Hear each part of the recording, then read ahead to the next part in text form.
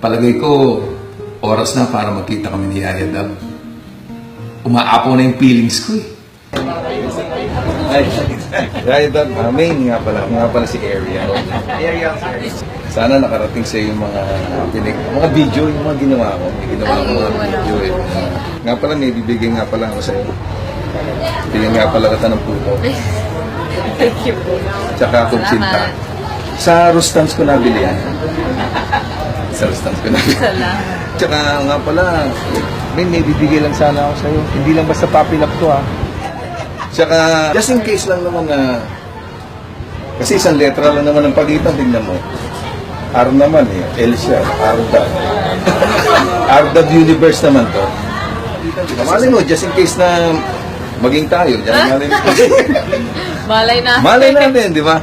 O nga pala, pagdalaw ko ulit eh, okay lang bang pakilala mo na ako sa mga parents mo? Pakilala mo, okay lang ba? Iba pala talaga pagkaharap mo yung gusto mo, no? Ninervyos ako. Parang hindi niya ako namukhaan eh. Hindi ko kasi nasabing artista ako eh.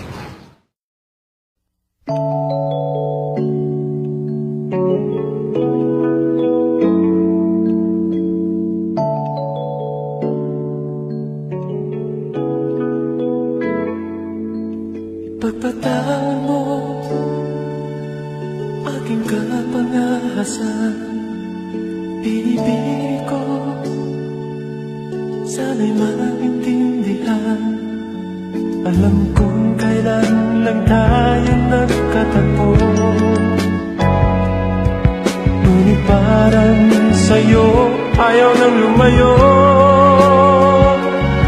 Ipagpatawad mo, minahal kita agad.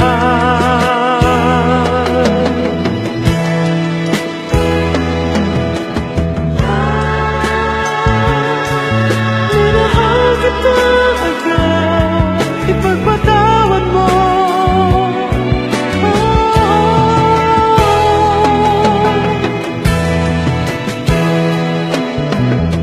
Alam niyo, may mga nagsasabing wag ko nang gawin to eh. Pero sa akin naman ang importante eh. Wala naman akong inaargabyadong tao eh. Tsaka mahirap sa lahat yung regret. Ito, tandaan niyo to ah. Hindi kailangan ng approval ng ibang tao para gawin mo yung mga bagay na makakapagpasaya sa'yo. Sana naman ipagpatawad mo ang malabis na kabilisan ko.